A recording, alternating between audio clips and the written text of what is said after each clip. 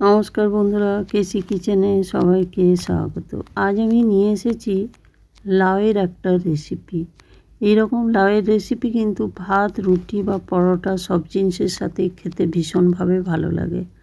চলো দেখে নিই আমি কিভাবে বানাচ্ছি। দেখো, আমি একটা কচি লাউ নিয়েছি। কচি লাউটা নিয়ে নেবার পরে এরকমভাবে বেশ ডুমো ডুমো করে কেটে নিতে হবে। তবে লাউটা ভীষণই কচি ছিল। তারপরে দেখো, কেটে নেবার পরে এইদিকে আমি কিছুটা কাবলি ছোলা ভিজিয়ে রেখেছি। সেই কাবলি ছোলাটাকে আমি কুকারের মধ্যে দিয়ে সেদ্ধ করে নেব। কেন কি কাবলি ছোলা সেদ্ধ হতে ভীষণ সময় নেয়, সেই জন্য একসাথে সেদ্ধ করা যাবে না। এটা কিন্তু প্রেসার কুকারে আমি কয়েকটা সিটি দিয়ে সেদ্ধ করে রেখে দিলাম। তারপরে এইদিকে একটা কড়াই চড়িয়ে তার মধ্যে সর্ষের তেল দিয়ে দিলাম। সর্ষের তেল দিয়ে দেওয়ার পরে ফোড়ন দিয়ে দিলাম 5 ফোড়ন। তারপরে দেখো, আলুটা দিয়ে দেওয়ার পর আলুটা বেশ ভালো করে ভেজে নিতে হবে। এরকম লাউয়ের তরকারি তোমরা একদিন খেয়ে দেখো, অসম্ভব টেস্ট লাগে।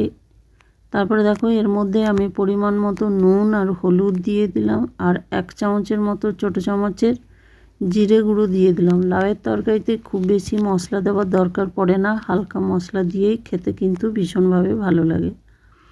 তারপরে দেখো, আলুটা ভেজে নেবার পরে মশলাতে ওই লাউটা আমি দিয়ে দিলাম। লাউটা আমি বলছি বারবার যে ভীষণ কচি, এর মধ্যে কোনো রকম জল দেব না আমি। লাউয়ের যা জল বেরোবে সেই জলেই পুরো লাউ বা আলু সেদ্ধ হয়ে যাবে। তারপরে দেখো, লাউটা একটু নেড়ে চেড়ে নিলাম। তারপরে 5-7 মিনিটের মতো লো ফ্লেম করে ঢাকা দিয়ে রেখে দিয়েছিলাম। তারপরে দেখো, ঢাকা খুলে দেখাচ্ছি, লাউ বা আলু সবই সেদ্ধ হয়ে গেছে। সেদ্ধ হয়ে যাওয়ার পরে একটুখানি খুন্তিতে করে আমি একটুখানি দেখো দেখিয়ে দিচ্ছি।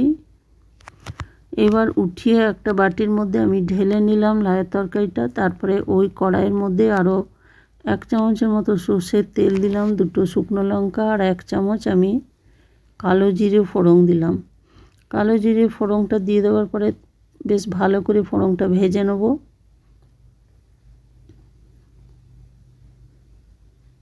ভেজে নেবার পরে একটা টমেটোকে খুব ছোট করে কেটে রেখেছি সেটা দিলাম, আর 2-3টে কাঁচা লঙ্কাকে আমি অর্ধেক কেটে রেখেছি সেটাও আমি দিয়ে দিলাম। দিয়ে দেওয়ার পরে দেখো, 1 চামচের মতো আদা গ্রেট করে রেখেছি সেটাও আমি দিয়ে দিলাম। এই লাউয়ের তরকারিটা আমি সম্পূর্ণ নিরামিষ বানাচ্ছি, সেই জন্য আমি কোনো রকম পেঁয়াজ রসুন দিচ্ছি না। তোমরা যদি চাও তো এর মধ্যে পেঁয়াজও দিতে পারো, পেঁয়াজ দিলেও কিন্তু খেতে ভীষণভাবে ভালো লাগে। আমি যেহেতু নিরামিষ দিনে বানাচ্ছি তাই আমি পেঁয়াজটা বাদ দিয়ে দিলাম। তারপরে দেখো, টমেটোটা ভালো করে ভেজে নেব। এরই মাঝখানে দেখো, আমি 1 চামচের মতো হিং দিয়ে দিলাম। যে কোনো নিরামিষ তরকারিতে হিং দিলে কিন্তু খেতে ভীষণভাবে ভালো লাগে তরকারিটা। তারপরে দেখো, সমানে ভেজে যাব, টমেটো নরম হওয়া পর্যন্ত আমি অপেক্ষা করব।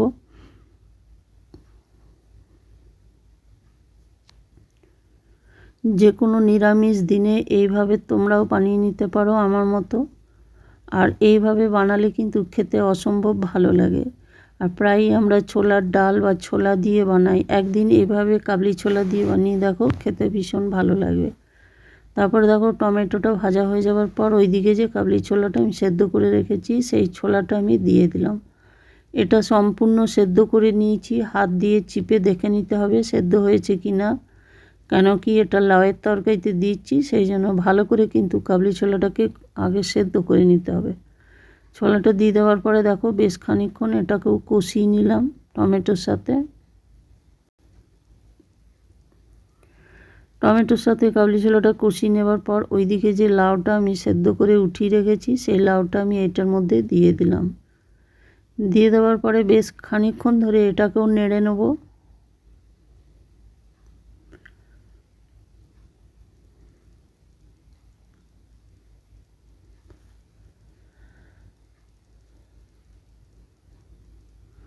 যেহেতু লাউয়ের মধ্যে হালকা জল ছিল সেই জন্য সেই জলটা মরে যাওয়া পর্যন্ত অপেক্ষা করব। দেখো, একটু জল আছে এটার মধ্যে।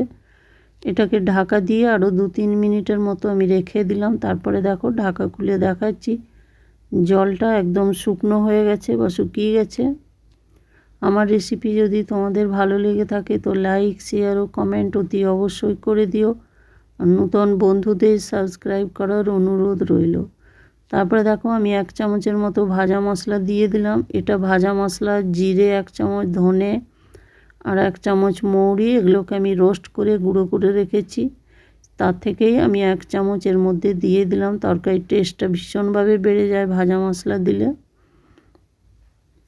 তারপরে দেখো ওই তরকারিটাকে একটুখানি বেশ ঘাটা ঘাটা করে দেবো।